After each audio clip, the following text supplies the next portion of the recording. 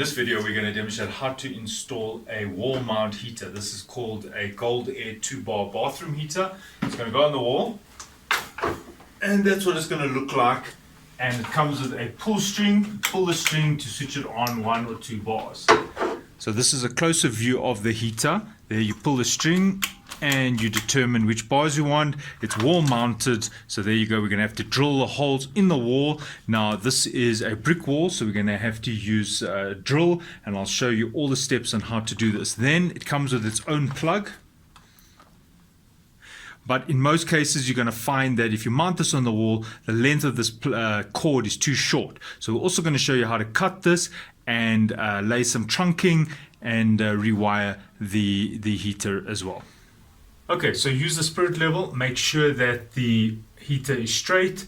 Don't install it in compromising positions, like you don't want to put it too close to a curtain. There's the window, so this is quite far, and this is all plastic and housed here. So this is the position we're going to install this. Just mark it off. Right, now this particular heater, to get to the back, you have to fold the heater down like that. Then I flip the heater and I bend that side.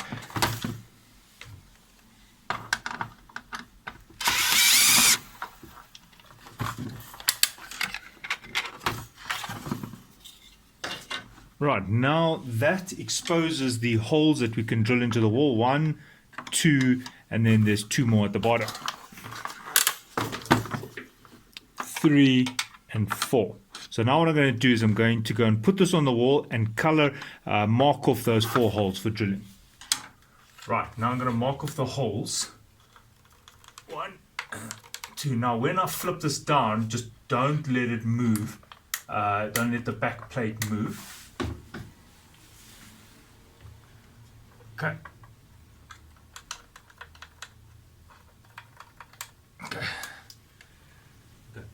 Right, before you drill the holes, just make sure that you are not drilling into a pipe, water pipe. So check the other side that there's no taps. Also check for conduit. Maybe there's conduit in the wall, so make sure there's no plugs. You don't want to have plugs on the other side or on this side, so you can just look along the wall. I've checked that and this part is fine.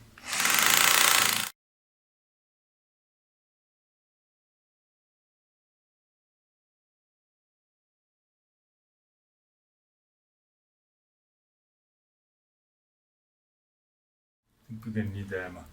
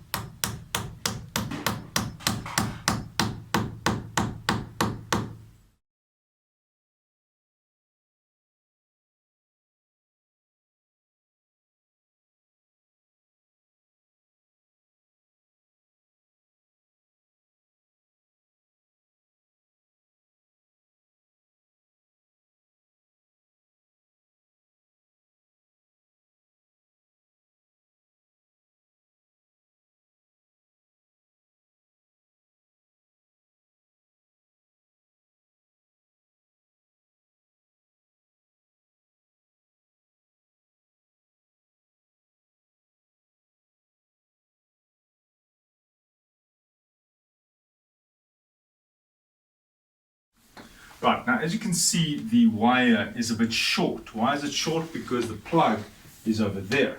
So we're going to have to run some trunking. Now you can see that's what the trunking looks like on the wall. Also, I'm going to do the same thing here. I'm going to run some trunking down to that plug and put the wire in the trunking.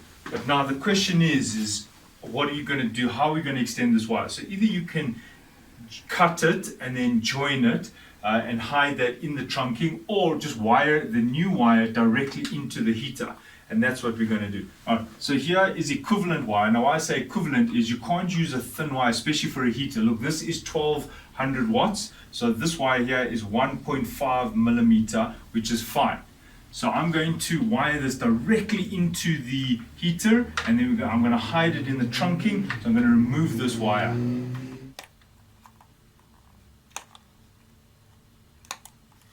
Right, Right, so I've disconnected the wires, this wire, and I'm going to now run my new cables directly into the heater. Now, if the cable that came with the heater is long enough, then you don't have to rerun a new cable. I'm just rerunning a new cable because I need a longer cable length. So I'm just going to feed it in.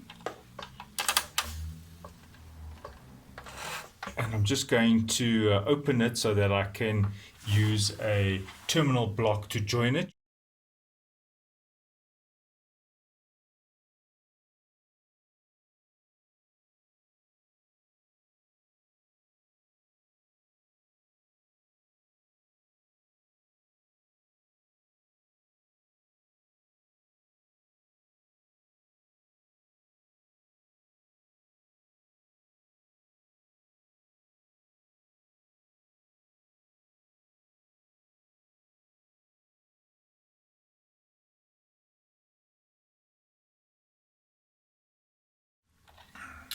Right, there's the terminal block. Match the terminal block amp rating with the wire. This is a 16 amp terminal block.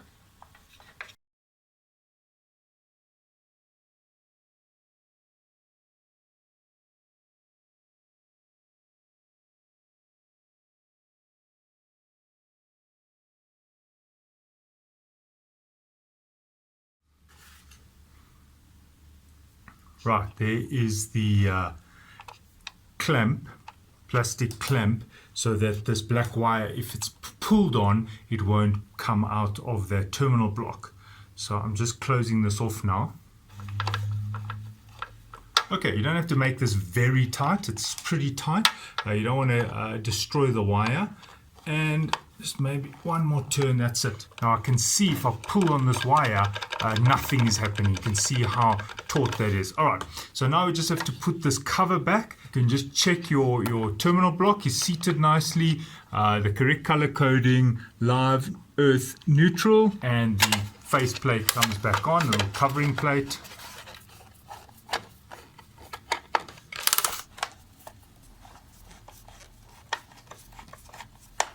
Right, to give this power, you must decide, are you going to go into your ceiling and wire it directly to a plug point, maybe in your ceiling or to your DB board, or then your trunking would look something like that. If you're going to be wiring it down towards a plug point on the wall, well, then your trunking will look something like that. So in our case, we are going to be doing it downwards. I do have a video showing how to go into the ceiling and wire it into a plug point in the ceiling. What you could also do is go sideways and then hide it by the window. But here we are just going to run the trunking directly just from there right down the wall. Okay, so what you want to do is you want to measure the length and then match it with the trunking. I've already measured it. And then you just peel open the lid like this. And if it doesn't open, you just use your screwdriver, open the lid.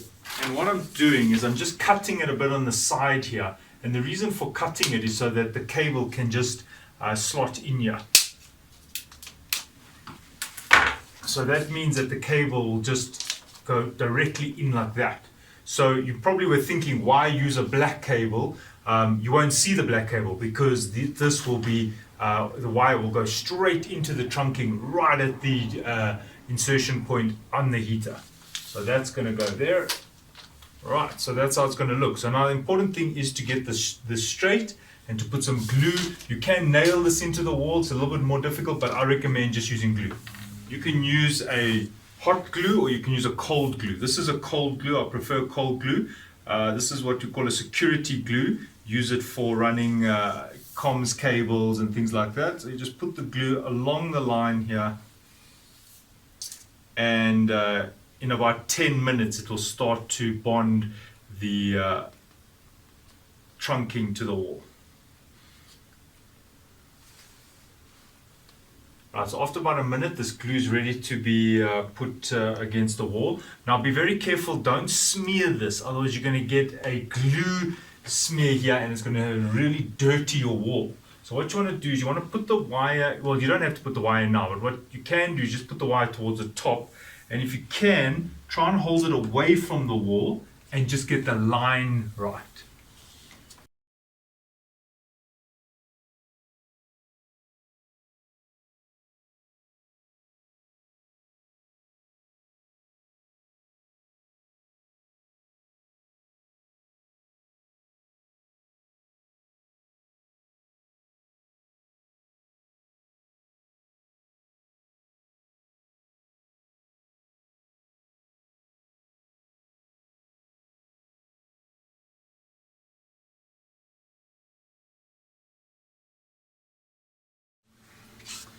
and you just use a hacksaw to cut the trunking.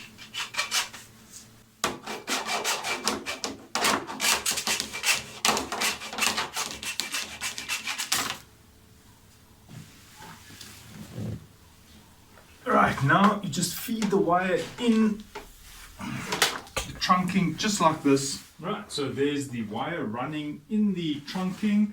I've cut a bit of the trunking so that the wire can take a 90-degree turn and run towards the plug top. Now I just need to put the trunking cover on.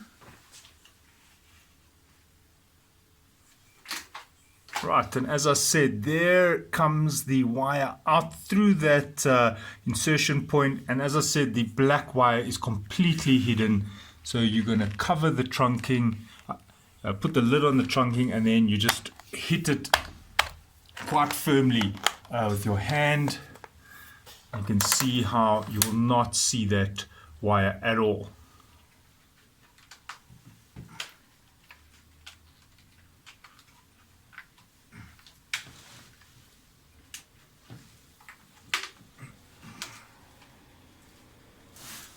Okay, so there comes the cable, and then you'll just have to put your country specific plug top on it. Yeah, see there's the plug top, and you'll have to then cut the cable to length and install your plug top. Right, so there's your heater installed. There's the pull string. You can adjust the length of this. You can just undo the knot for shorter people. There we go. It is now activated. I've got the 1 bar on. And as I said, if your cable was long enough, then you could have just plugged your heater directly into your plug point. But because it's a wall heater, it tends to be high up, and then you would need to do the trunking. You may run it into the ceiling, but I've run it along the wall.